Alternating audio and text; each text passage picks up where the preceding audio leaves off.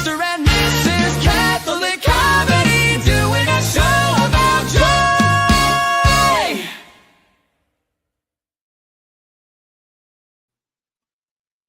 joy. Stop moving the chair. Squeaky. Stop it.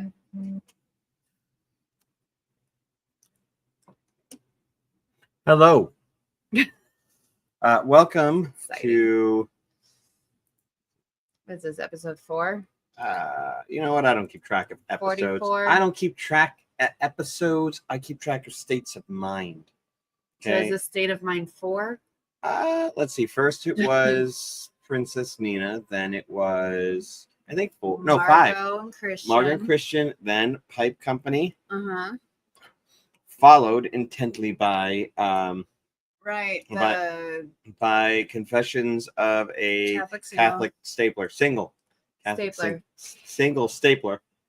Jesus. Confessions of a Catholic Stapler. That's Man, actually. I would wonder what they would have to confess. That actually used to. That was one of my things I did when I was younger. It's Confessions of a Teenage Stapler. I didn't know that staplers went through adolescence. You don't think that, but they did, and so that was a blog I had. It was Confessions of a Teenage Stapler, back in what is known as the day. Was it a good day or a bad day? The salad days of my youth. So like 50 years ago. You married me. Don't talk about me being old. I did, but Where's you your are water? old. Where's the water? I'm wearing this jacket, this like shirt. I put it on because it like brings out my eyes, but I got him that shirt. But this is Arizona and it's still like 80 something degrees. it is not. So. It is 80 degrees, exactly 80 degrees. So Is it? yeah, right there. 80 No, degrees. look at that. It's 80 degrees. And it's nearly December.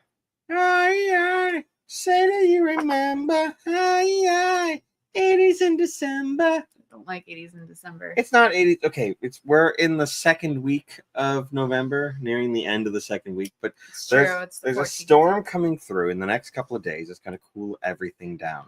So I hope you are all prepared for it, and that this is the most important thing of your day. I made easily. Would you measure oatmeal in gallons? Or how would you measure oatmeal? I made 2 gallons of oatmeal. I don't know if that's how you would measure oatmeal. I can't. Probably not. You would do it in weight, likely. I mean, maybe 10 pounds of oatmeal for our 7 children to last them the weekend with the raininess. I don't know. Nice warm breakfast. Pounds or gallons. Gallpounds. Well, would you measure it by weight or volume? First question for you people out there that you can. I know this is a Q&A.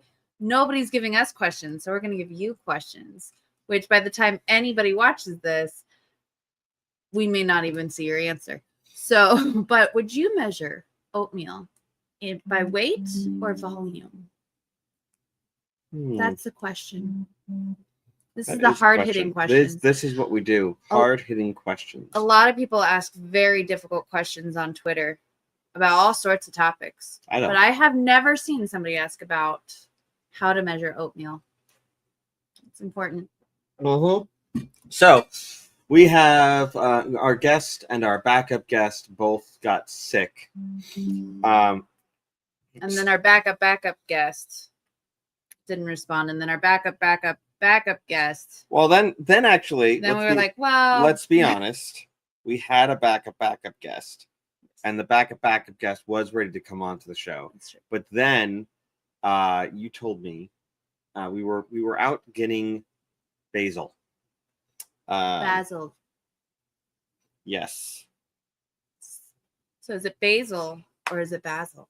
Is it vase or is it vase? It's vases. Vases for your faces. Vases for your face. Anyway, so so you told me, you said I was excited about doing the Q&A. I was. And I was like, if you want to do a Q&A, alrighty. But I cannot guarantee you anyone does a Q or an A. Well, I mean, if there is a Q, I will give an A. I did get one question ahead of time. Yeah. One singular question. One Singular question. Dancing while you're inside out. Nope, that's not the thing. What's It's a Simpsons thing. Dude. So the singular question I got was, is there any medical advice or yeah, I mean the word was advice. Medical advice you don't follow.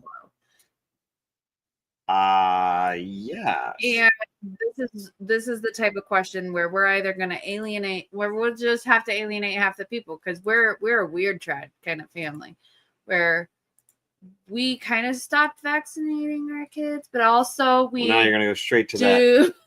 But also there's certain things that we still do.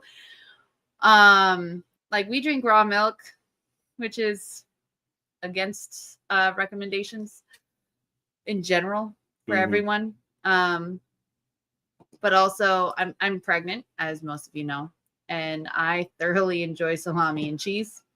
Deli meat, not recommended. What else? I have sushi on occasion while pregnant.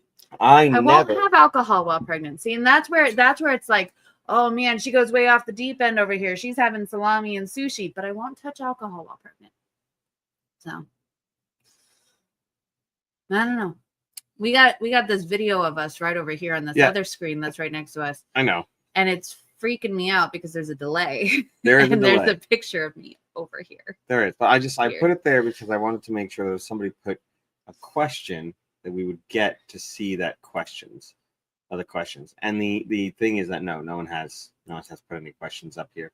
But I think these questions will pop up in here. Like testing. If I do that and I send that, it shouldn't show up. No, it just says that I said testing, and it shows up here. So that I know now that that's going to show up. It means nobody. Well, we thought a Q&A would be a perfect opportunity for everybody to ask us their most burning questions, because I know you guys have all been dying to know the ins and outs of our marriage and our life and our farm and our faith and our politics and our orientations of whatever kind and our favorite colors. So here's your opportunity. Oh, Pipeco. Oh, Catholic Pipe. Of course. I texted him and I said, our show is on. And so, of course, he's there. Do you ever milk the cows? Or do you ever make Steven milk the cows when you have, I'm pregnant and don't want to see? That is one every day. Every day. I don't do the cow. I will help. No. When he drags me out of bed or when he's out of town. No, this is. Do it, let me talk about this. Okay. So we have cows and chickens and turkeys and all sorts ducks and geese. And so one of the things is that we've also experienced a number of miscarriages. So out of an abundance of caution, when we don't want to worry about the things like toxoplasmosis or stuff like that. So which isn't a cow thing. That's more of a bird thing. That is a bird. That's a bird and cat thing. A bird and cat thing. So she doesn't touch the chickens at all. I won't even touch the eggs unless they're washed. Right. During her whole pregnancy. When she finds out she's pregnant, she's like, nope, I don't touch any animals. Like, sorry, I'm not collecting eggs today. Good luck. Right. So it's me. It's all me. And then we have 2 daughters that help. Well, actually they take care of the chickens now, which is nice. Because they took over. But it was before that, I took care of the chickens and the turkeys and the ducks and the geese and the cows. And so it would just be me. And I would be like, hey, let's go milk the cow. And she'd be like, I'll be out in a minute. And then I milk the cow and I'm cleaning up. And then 15 minutes later, after I'm done, she strolls downstairs. Like, I had to brush my hair. Well, so here's that. It's one of those like, I'm half on one thing and half on the other. So I'll drink the raw milk while pregnant, which a lot of people are like, nah. But at the same time, I won't touch the chickens. I won't touch the eggs. I won't do anything outside. But also I'm more of a inside person. Like the outside realm is your realm. You bring the milk in. I make the stuff with the milk. Except cheese. It's a lot of work. So who makes the cheese? You do. Yeah. Mostly. I will if I have to. You make butter sometimes. I make butter. I make yogurt. And I'm sorry, I should have put this on the screen. Oh, this was the question. But I used to be more involved. You used to be more involved. But then you didn't want to be anymore. And then I didn't want to be anymore. I'm not like a city slicker. I'm not afraid of She's them. a city slicker. I just like sleep. Oh, I don't.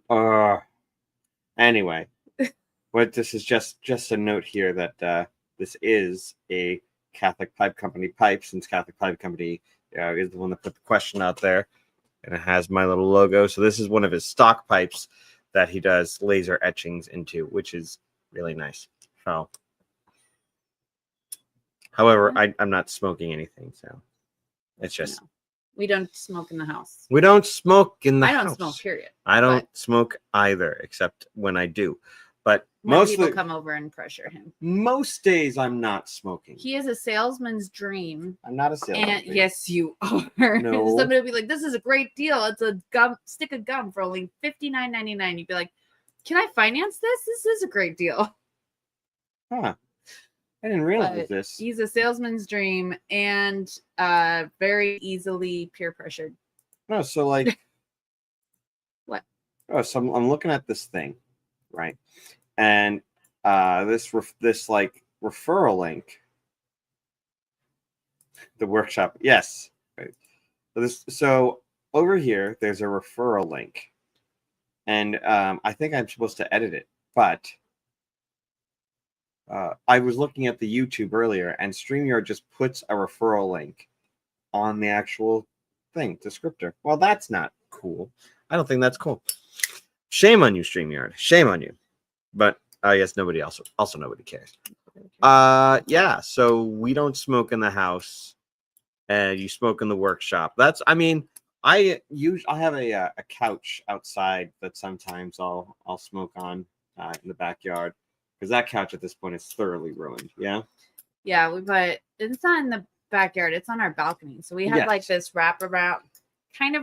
It's like 3/4 of the way. It is not clean. Hold on. But yeah, sorry. We have a wraparound porch that we decided to put a love seat on, so we could go outside and enjoy the weather for the whole like 3 weeks of the year that Arizona has nice weather. No, Arizona has nice weather from like October, which it's nice. No. Yes, if we went outside right now, it would be nice. Halloween. Okay, I'll give you Halloween. From around Halloween until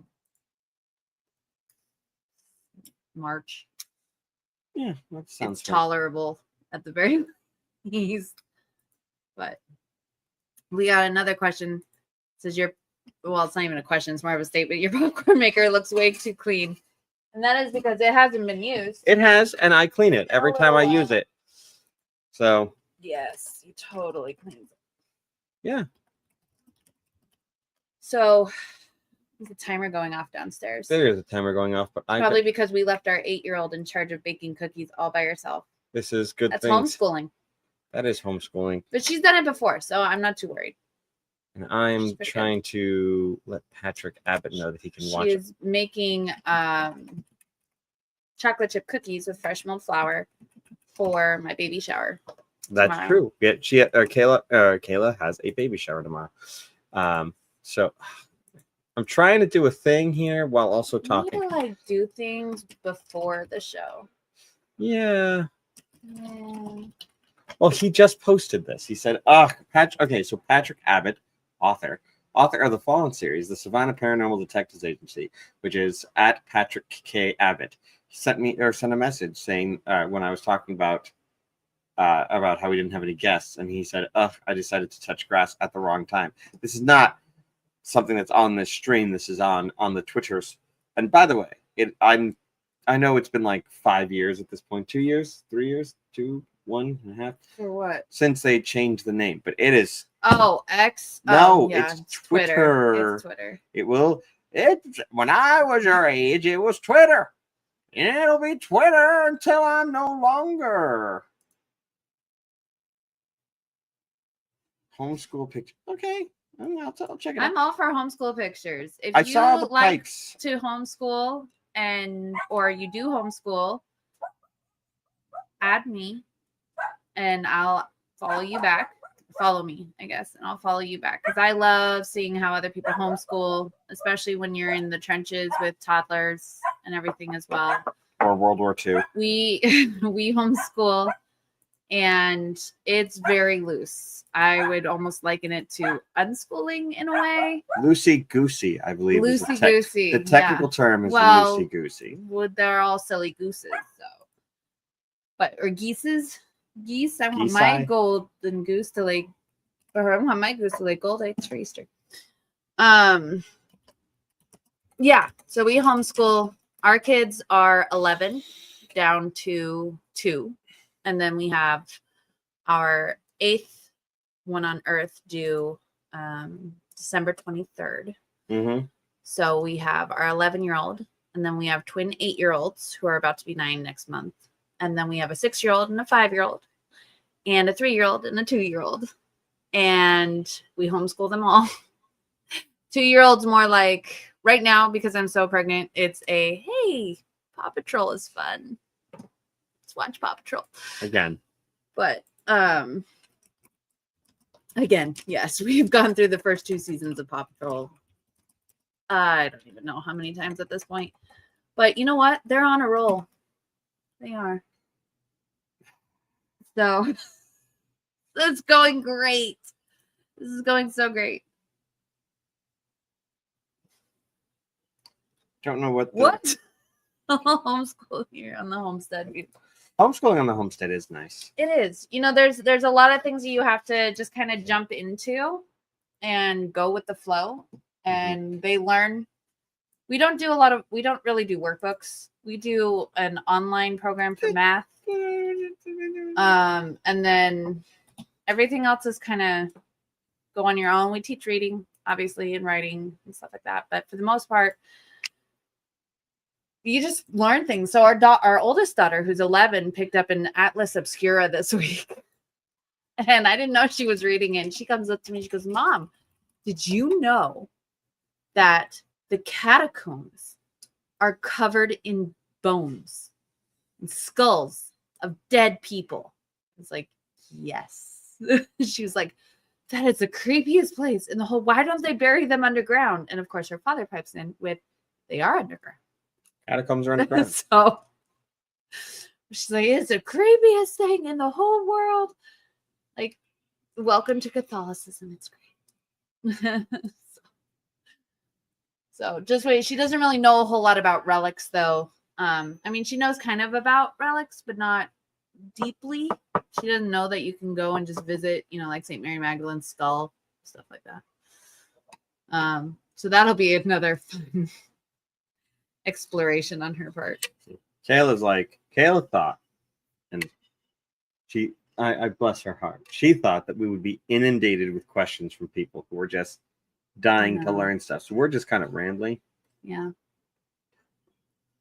Waiting for questions. I asked Rosie Gamgee, I said, please ask us questions. Because I saw that she Please liked ask us questions. So ask us questions, because we here want to feel important. We don't have to stay here. We got 43 viewers, though. So there are 43 people who like our ramblings. There are 43 people who are currently watching our ramblings and who are not asking any questions. I know. That could be 43 questions we could ask.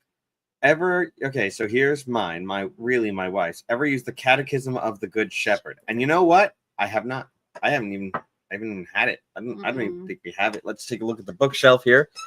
We have our catechisms aren't even up here. Our catechisms are downstairs.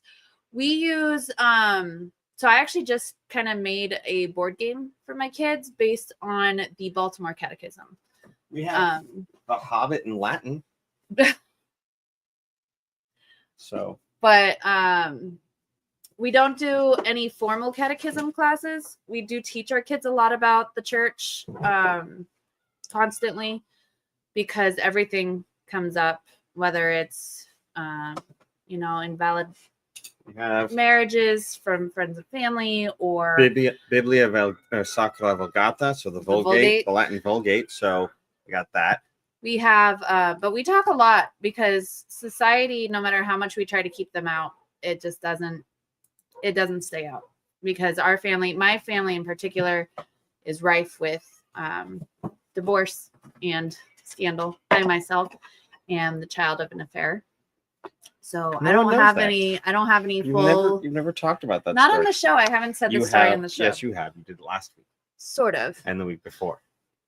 Anyway. And the It that. is not. You talk about it a lot. Well, We also have that's interesting.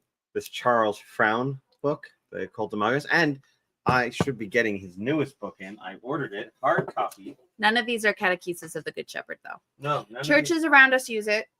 But yeah, no, we do the Baltimore Catechism. We attend the TLM, I have and that's what they Beheading teach Hydra. from. This is by Father Dwight Longenecker. No one cares. No, look, no one's asking questions, so I'm just grabbing stuff off a shelf.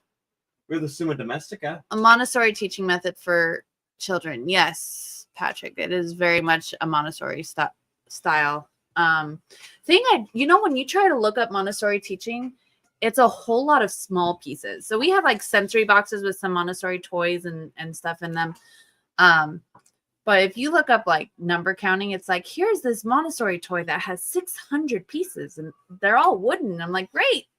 I'm going to lose 598 of those. So I'm gonna presume Tiff is your wife, but yeah, I like the Baltimore Catechism because it's like super simple. it is very simple. So that's what But I it's like. but it's not, it doesn't dance around topics, which is nice. It's a little more old school and it's easy for kids to understand. And I really like that it just lays things out in a very simple way. I'm not a scholar.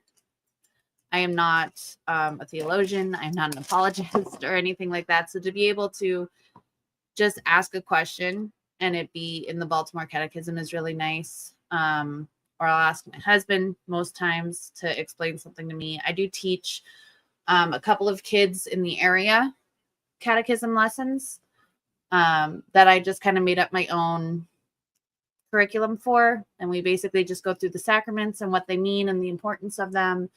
And I'm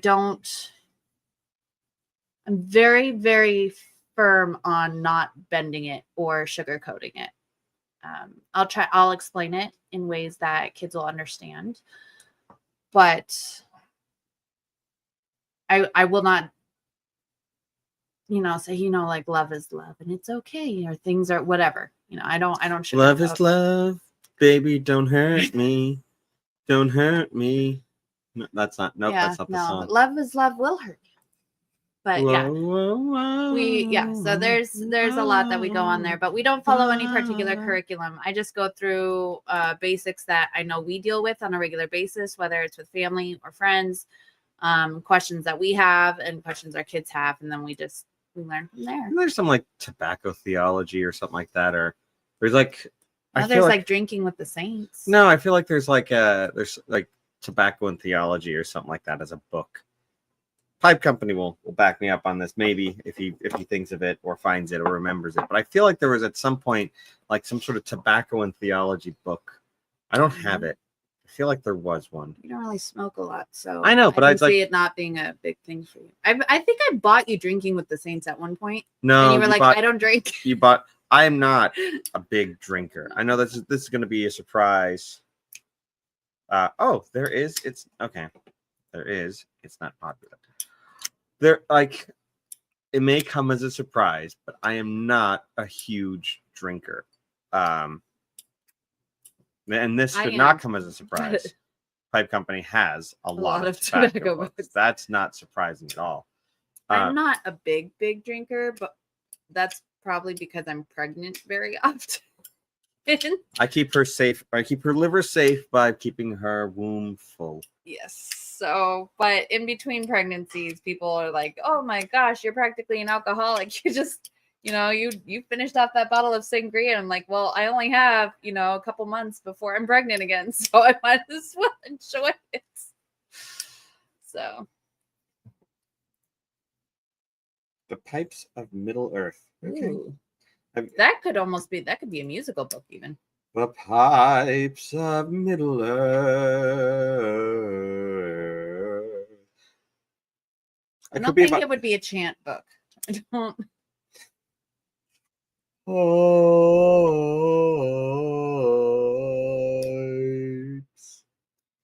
He could be a really good singer if he got trained. He could baritone. Pipes.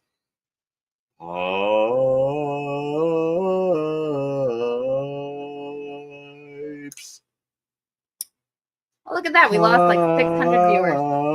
We didn't even have 600. We're in the negatives now. We still have 52, which is, I'm saying like, it's more. I fidget a lot, BT dubs. So if you hear like this a clicking noise, it's this beautiful lighter that I have. And from the Catholic Pipe Co. You know what? It seems like they're a sponsor of this thing, but they're not. I'm just maybe we should like stop talking so much about the Catholic Pipe Co. and see if he's like, how much money do I need to give you to keep talking about it? First off, Pipe Co. knows that free advertisement. Caleb. It's not like we're reaching a whole lot of people. But Caleb knows that I am a fan of his work. He's just seen some of the stuff. He does some great pipes, and he has been very helpful in various situations. Now, you don't stop commenting, Pipeco. You are our one customer right now, so we love you. So Supreme Crusader seemed like he was interested in coming on and asking questions, but he wasn't, and he's not. And he's not on. He's not on. So I'm calling him out. And I tried to call up Rosie and ask her, which apparently she couldn't ask any questions yet. So, yeah. So, but yeah, shows that we have a lot of friends on here. We do have a lot of friends. Okay. So, who is your favorite person to follow? Is it me? No. Or is it him? Who is your favorite? Oh, my favorite person. I'm asking you a question. You're asking me. We're asking the audience who's unresponsive. Oh my goodness. That's not super helpful. That's true. Okay, so my favorite person to follow on Twitter or in general? Twitter. It's kind of toss up. I do like Motherhood Musings. Most of the time. It's fun. I enjoy following people who don't talk a lot of politics, who don't constantly post everything about scandal or Vatican happenings. So I know it's there. Huge Taylor Marshall fan. No. You know what? I like these people. Okay. I don't have anything against them. I don't have anything against anybody who believes in conspiracies or really enjoys, digging through the truth or even reporting on news. It just gets tiring for me. I can't, because if I am like constantly going, ugh, every time I open Twitter, I'm not going to ever go on Twitter anymore. And it's important that I'm on there because who else is going to heckle him? Not this girl, if I'm not on there. And that's important. Who's your favorite person to follow? You. Oh, I take my answer back. No, it's too late. That's why I let you go first. So I get your real answer. Oh, man. Yeah. You got me. That's not fair. No, so other than you. Yes, other than you. That was what I was assuming, was it was other than each other. See, I got a lot of them. I'm actually, so there are a lot of people I'm huge fans of that are, you might think are weird for me to be fans of. And yes, and the Catholic Pipe Company. So I'm a weird guy. So I don't look at people's follower count to determine whether or not they're popular or good. I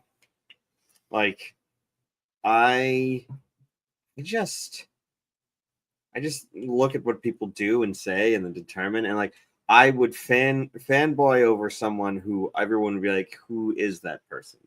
Yeah, like Paul Rugg. Paul Rugg. I love Paul Rugg. But let's say Rosie Gamgee. She's got a couple followers, like a couple thousand followers, but she's not huge. And it's like there's some people who are quote unquote huge that I would be like, I don't really care. But some people who aren't, like Charles Frown. I'm like, I fanboy over him all the time. I can send him messages because he's not super popular. I'm like, hey Charles, how's it going? And he's like, hi Steven. I don't even know if he knows my name. He's like, hey, and sometimes it's just I'll send a message and then I wait. I think the bigger accounts always wind up running into bigger accounts have. What big account do you like? Like that is a big account. Yeah, I know. That's because I don't really like a lot of big accounts. And he's like, when somebody becomes a big account, they kind of feel the need that they have to comment on all things political all the time. So That's it's like, the trap. well, and some people are very small that do it too, but like, I I don't know. Well, you know what? The big account I like, and again, with big accounts, it's tough, right? Because they do feel like they need to comment on everything or weigh in on every topic or jump into every conversation. So with, I think with pretty much all of Twitter for the most part, save like Rosie, it's a lot of, okay, this big trend is happening or this scandal is happening and they've weighed in on it and I may not agree with them. And most accounts I don't agree with half of what they say. But one of the big accounts that I actually really enjoy following for the personal aspect of it is Emily Zanotti. And that's because I love seeing about her kids and her homesteading and her farm. And she's not like crazy trad, but she's not super modern. She's just kind of doing her thing and being a mom. And she weighs in on things that sometimes I don't agree with. And so then I don't comment and I just scroll past because that's something we can do is just scroll on by and still enjoy a person as the person that they are, even if we don't agree with some of their opinions. So she's probably the biggest account that I can think of that I really enjoy following. I would say Zuby. Zuby? Zuby. He is that? a Catholic man. I think he's British, and he's like a musician. He did a thing with Zuby. Zuby. Okay, I've seen him come He up. did a thing with Enoch. Like he did a song with Enoch.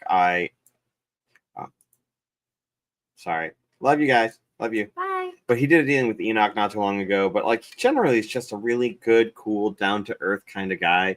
And he does sometimes weigh into the political stuff, but like most of the times it's just like, hey guys, have some joy in your life, enjoy life, stuff like that. So I like him. His DMs are open, so I sent him a message to see if he'll join us on this particular podcast, and we'll see. And I've also tried to see if Emily Zanotti would join our particular podcast, so we'll see. Another account that I actually really enjoy that I haven't actually seen anything controversial come from, and that could just be because I don't follow people super closely.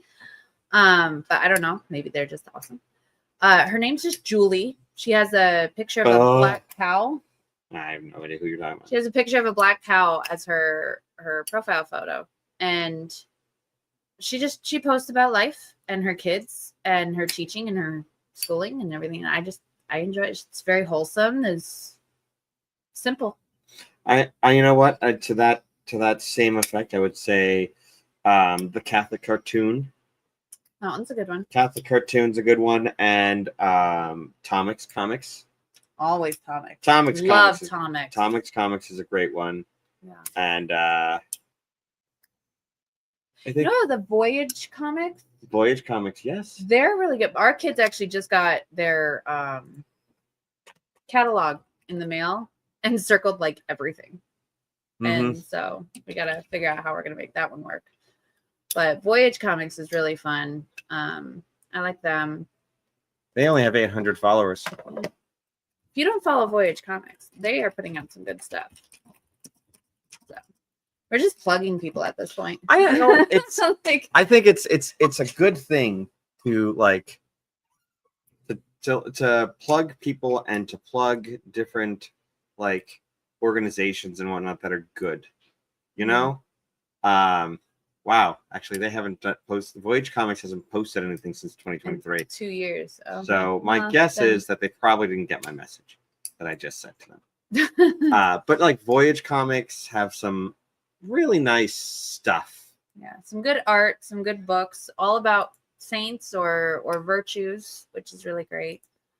There's a lot. Yeah.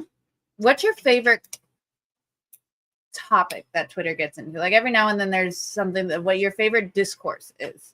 Oh, my favorite discourse. Okay, how about what do you find the most entertaining to read? Not be a part of, but read. Oh, so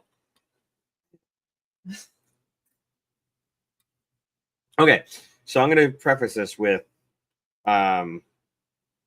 you need to have a proper sense of humor. This is just advice, I guess, for everyone. You have to have a proper sense of humor. If you do not have a proper sense of humor, you will not survive, because a proper sense of humor is knowing what is and isn't important. And to that end, just about everything Twitter fights about isn't important. Like some of the things you can be like, oh, like some people get into like some theological niceties or something like that, or they'll get into these deep conversations, and those are always interesting. But like the stuff people fight about is dumb. And then on top of that, they don't fight well. It's just yelling at each other or calling each other names, and it just it's not great. So like, but it's always entertaining to just sit back and watch. Mhm. But the thing, it always bothers me when you would have some kind of issue that's not substantial, or even ones that are substantial, and then like, I like so and so, and I like so and so, and they are on opposite sides of this issue, and now they are yelling at each other, and I feel like I want to defend my friend, but they're both my friend. Mhm. What do I do? Would we be considered centralists? No, we're not No, centrists. we're not centrist. We just I don't know. know We people. love the TLM. We just know And people. so We people like think people. we're super trad. We are. We're pretty trad, but we're Relatively trad. we like but people, not- and that's the Yeah. big problem, is that we We could- genuinely like all the people that we talk to. So we have a very difficult time then Mhm.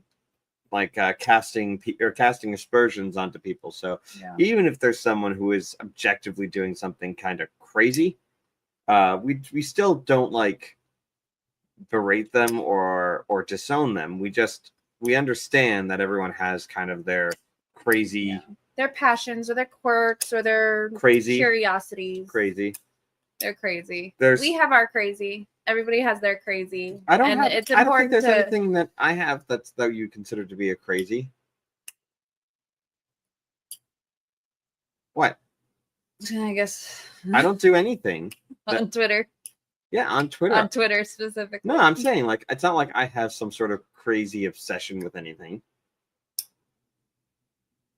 I know you're like trying to point at something specific, but my brain is so fried at this point in my pregnancy that I'm gonna be like, I guess you don't. And you'd be like, not even this thing. And I'd be like, oh yeah, that thing. No, it's not. Yeah. I guess we will call Not like this, the Dave Ramsey things or whatever. First, Dave Ramsey. That is the proper way to use that meme. I don't care what anybody else says on that. It's the Dad proper jokes. way to use it is for dad jokes. 100%. I love it. I think I didn't think that I was using it right, so I did one right, and then Unicron. Is that her name? I don't know. Unicorn lady person, with Dave person, who are people that you probably don't, that you might not even know about, but Dave and Unicorn. So I took the all your base are belong to us, the text of that, and I put that as a Dave meme, and so then she did like a someone set us up the bomb, Dave, like the Carl, and I was like, I could use this for dad jokes, and so then almost every day since then I've been posting a dad joke that's in the Dave meme format, and if anyone has any issues with it, speak now and let me know. And if no one says anything, then that means that everyone you all thinks endorse it. you all endorse it. So I'm going to go ahead and give you guys 10 seconds To just flood the chat. There's like a 15-second delay. Maybe not 15 seconds. I think it's been more than that anyway. All right, so that means everyone loves Everyone the Dave. loves the Dave Everyone jokes. loves the Dave jokes, the Dave meme. I thought you were gonna mention a certain bitter beverage.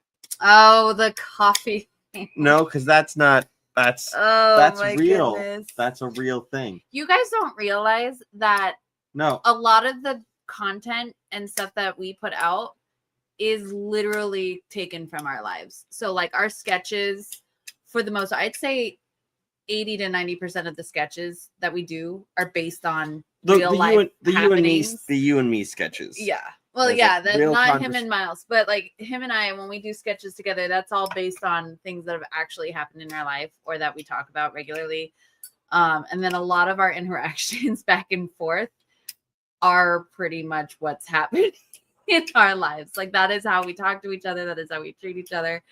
And we love it, and it's fun, and it's an exciting marriage. And I wouldn't say it's he how we will treat each still other. buy me a coffee I won't. on occasion, Never. which is nice. Never gonna happen. But No. it's, So I almost asked him to buy me a peppermint mocha tonight, but I thought I'd have mercy and say no. it's saying no. You just didn't ask. It's not the same Right. thing. Well, I said no to myself to spare you the heartache of having to buy me a peppermint mocha tonight. Stop it with the chair. What's wrong with my chair? Squeaky.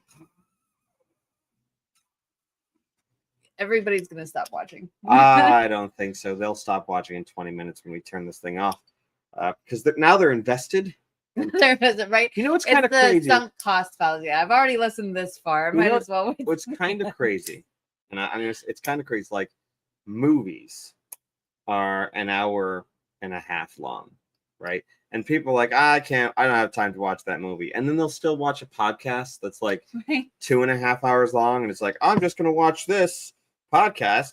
Like it doesn't have a storyline. There's no plot. Yeah. There's no explosions. And yet they're going to sit there and watch that for 2 to 3 hours as someone talks to someone else about something that they already know. And that's the big thing. Yeah. Most of the podcast stuff is like stuff we already know. It's not like new stuff, right? It's not like you're coming in and it's like, oh, I really want to hear what Father Ripperger's thoughts are on demons. Like what Father Ripperger's thoughts are on demons. You should know what they are. Like, oh, I wonder what Father Ripperger thinks about We the. I don't know. Maybe I refreshed the thing. Let's see what happens. We've crashed. We're dead, Jim. Nope, we're still going. There we go.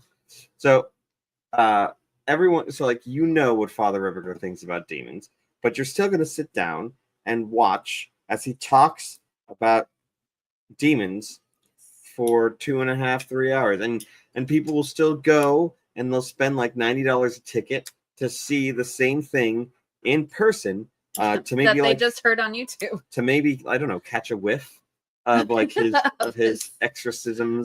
I do find that interesting too. Like it's especially when there's big discourses on Twitter where it's like yes, I've seen this posted 20 times. Please, I want to know what every single one of my friends thinks about this topic, and I want to watch this video over and over and over and over and over and over and over again. Like, no. I don't understand how Mr. Casey does it, because every single day he answers the exact same arguments from the exact same Protestants who have the exact same talking points every day.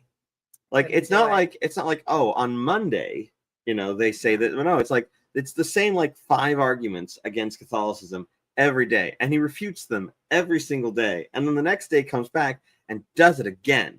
And I don't I admire his tenacity. He's probably become very efficient at it. Yeah, but I imagine if you ask him something off of those 5 questions, maybe he'd have to stop and think for a little bit, because he'd be like, wait a minute, this is new. I know the answer, but this is different. Right. I find it interesting. You go into these things and people so there was a debate that was posted about, which was between pro-life and an abortionist, right? And they were going to have a debate, and it was going to be broadcast, and which is fine, but I feel like maybe I'm crazy, and you guys can tell me if I'm crazy or mention it, but I feel like every single pro-life and pro-choice argument has been made. They've all been made. All the arguments are out there. They have been made. And further science isn't helping make new questions. It's not like there's new questions that are popping up all the time. Well, what if in this, or what if that? It's it's a pretty, at least in my opinion, and truthfully, it's a black and white topic. You can't, regardless of the topic, right? For 99% of the things that you see on Twitter or on podcasts or whatever, it's all settled stuff. It's all stuff we've all heard about for years and years and years, right? It's like Catholic Answers still has a daily Catholic Answers live show. I don't understand the type of person who hasn't heard every single argument at this point.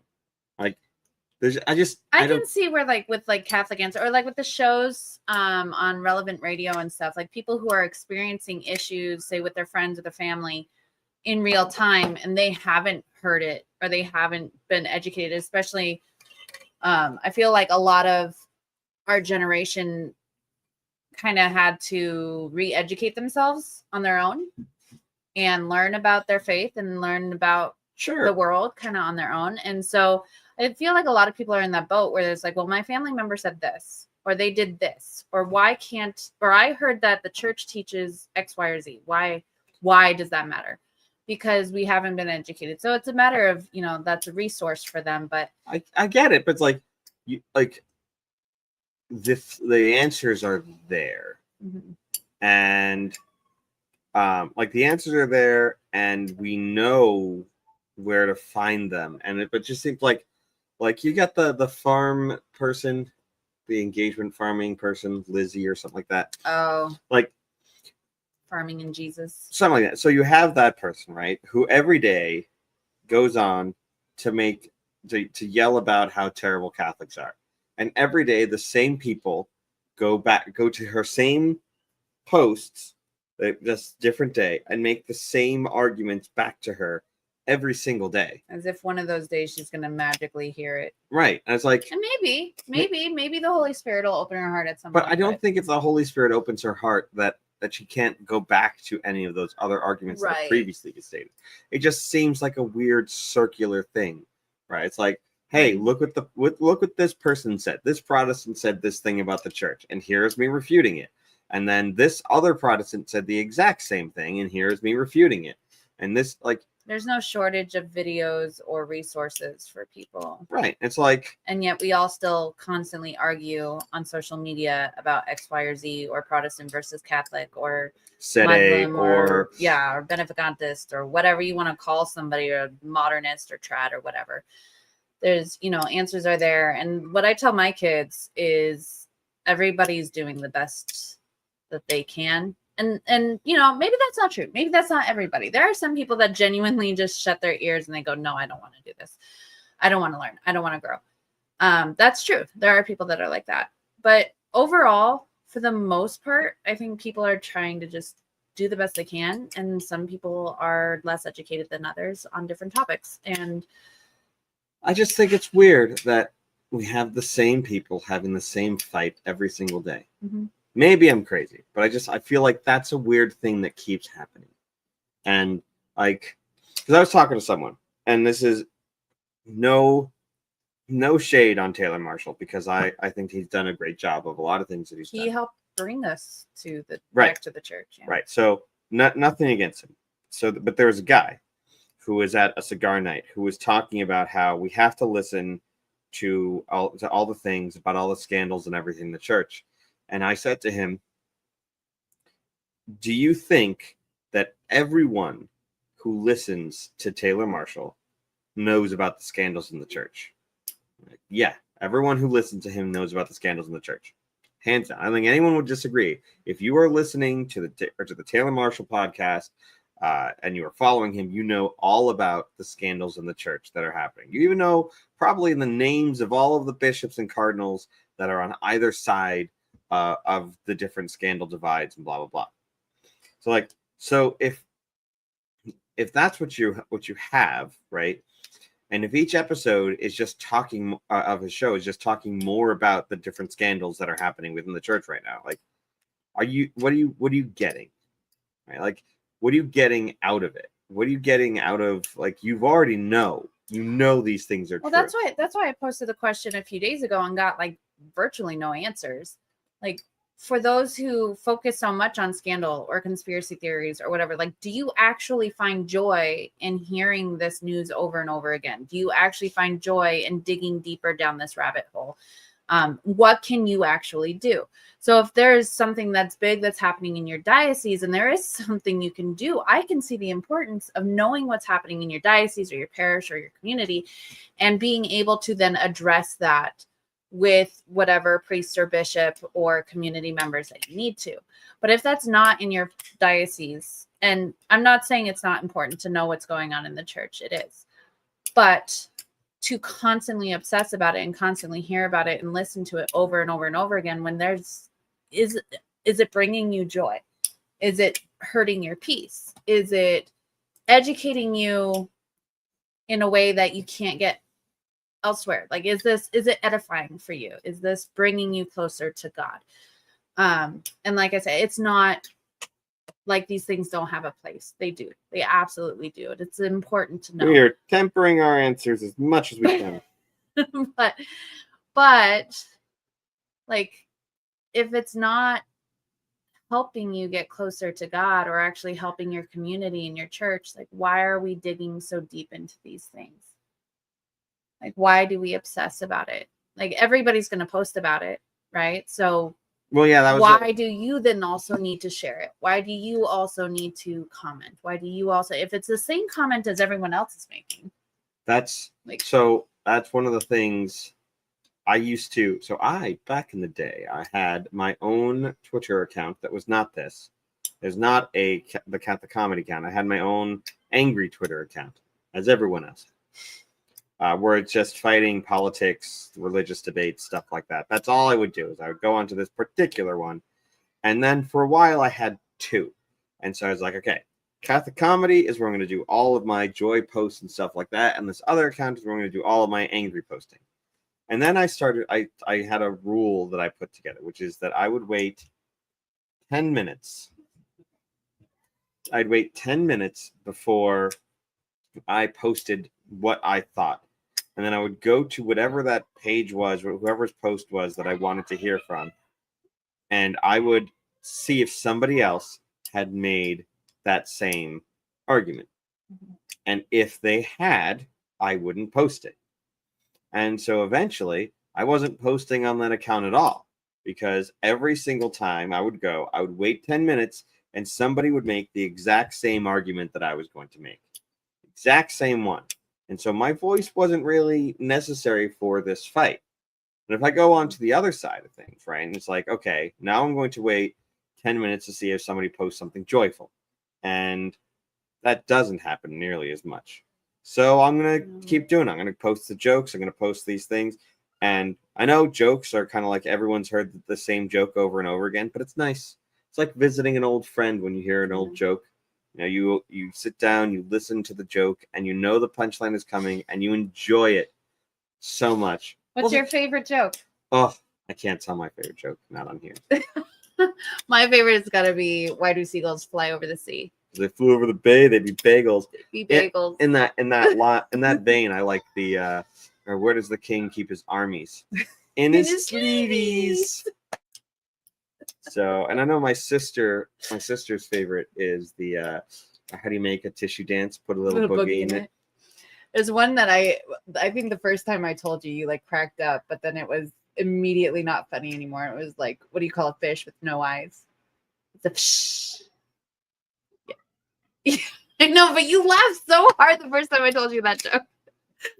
But it was good. I actually had heard it before. I laughed because we were just starting dating, and I was trying to make you feel happy.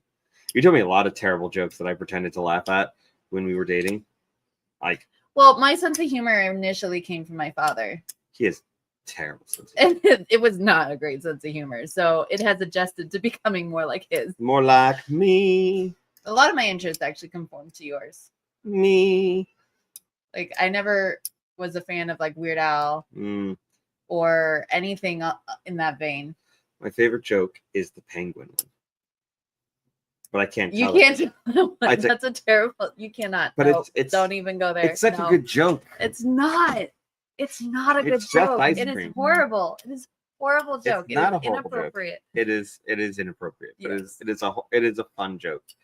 I don't know. The coffin joke was another one that was really Coffin good. was one of our very first sketches on Catholic Comedy. That was one of the very first sketches. There's this one. Knock knock. Who's there? 2.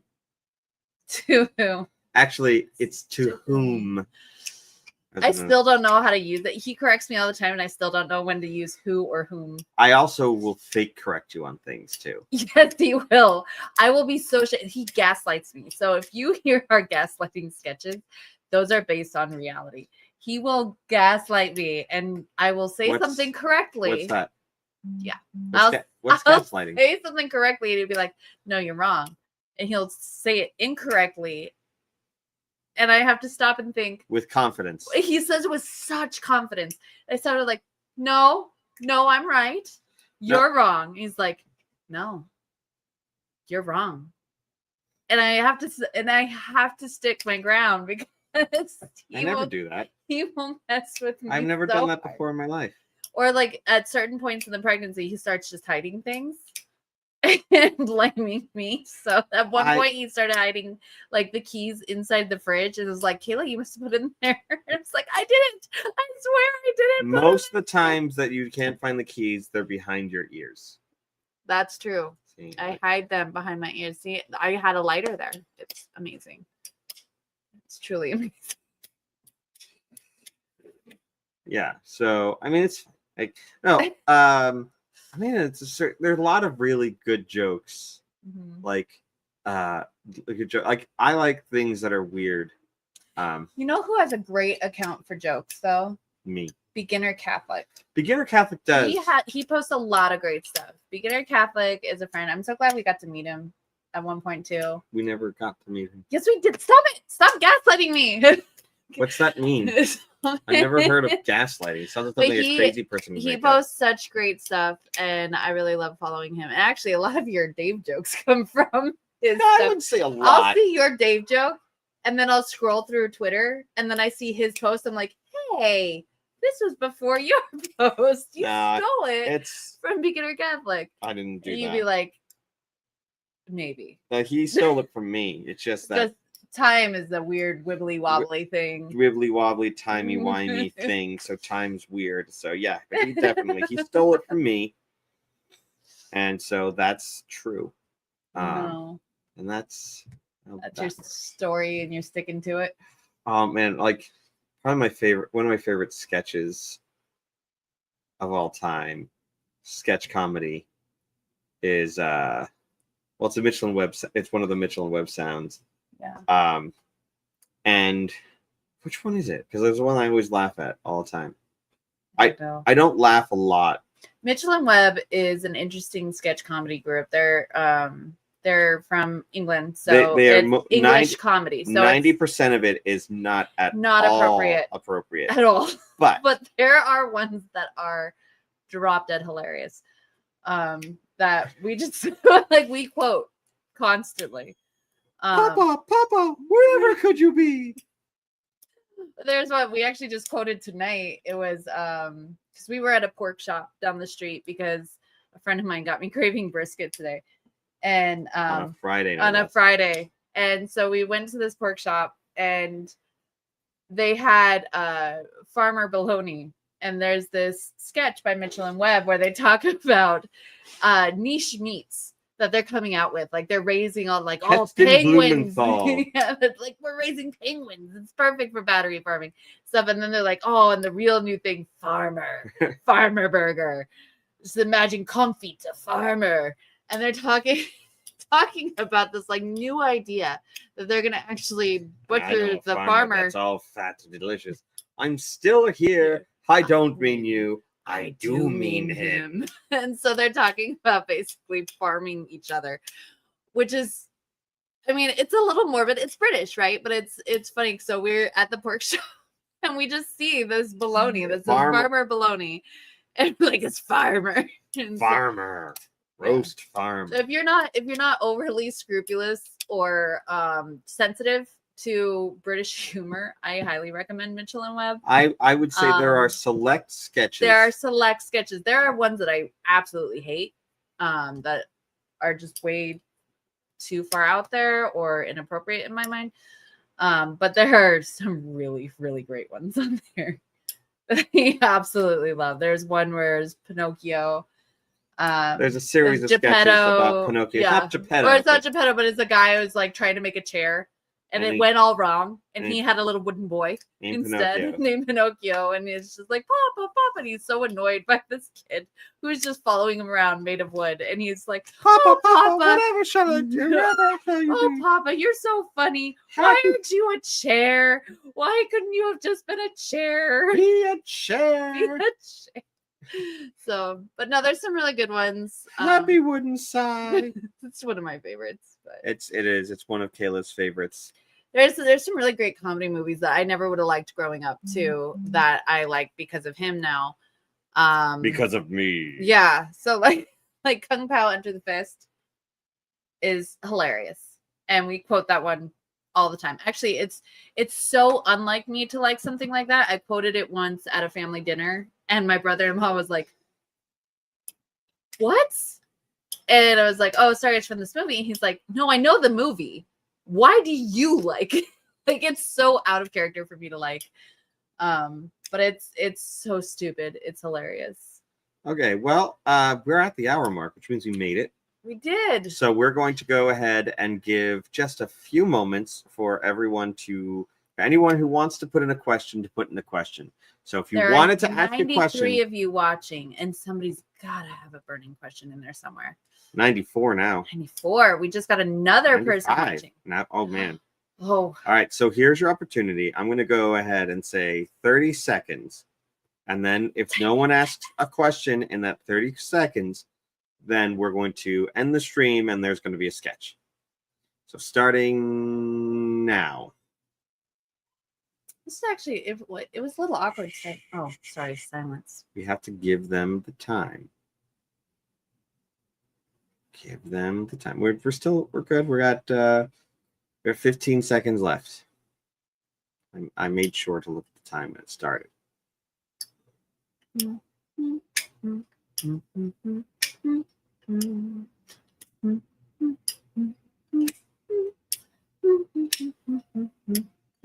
All right, that's it. So we're going to end the stream since no one has any questions, and you're going to hear a sketch. Bye. Ugh. So mad at you. What did I do? We were at a fancy dinner party, and you spent the whole time ignoring me. I had a brand new dress, and I did my hair, and it was a super romantic night. You spent the whole time talking to other people. Wait, was this in a dream? Well, yeah, but I'm still mad. Did you find me? Yeah, you just blew me off. That wasn't me. That was a dolphin. What do you mean? What are you talking about? Years ago, I entered into a dream war with the Dolphin King. Since then, he's been entering into people's dreams, finding me and replacing me with a dolphin secret agent. He's probably trying to get to the president's daughter again. That's insane. Would I ever act like that in real life? Well, no, it's not. So that means that a dolphin secret agent came into your dream and kidnapped the real me and took his place. That's ridiculous. And you didn't even look for me. What? You let a dolphin secret agent take my place at that fancy dinner party and didn't even try to find me? Who does that? Wait, are you mad at me now? I was probably tied up in a broom closet being tortured by dolphins, and you were worried about your dress. Okay, hold on. Ugh, I thought I knew you. Dolphins don't even have hands. How can they tie ropes? Do they use their little flippers? Yeah, dolphins tie ropes. Huh. I guess so. Ooh, and there are videos. Well, there goes the next 3 hours of my life.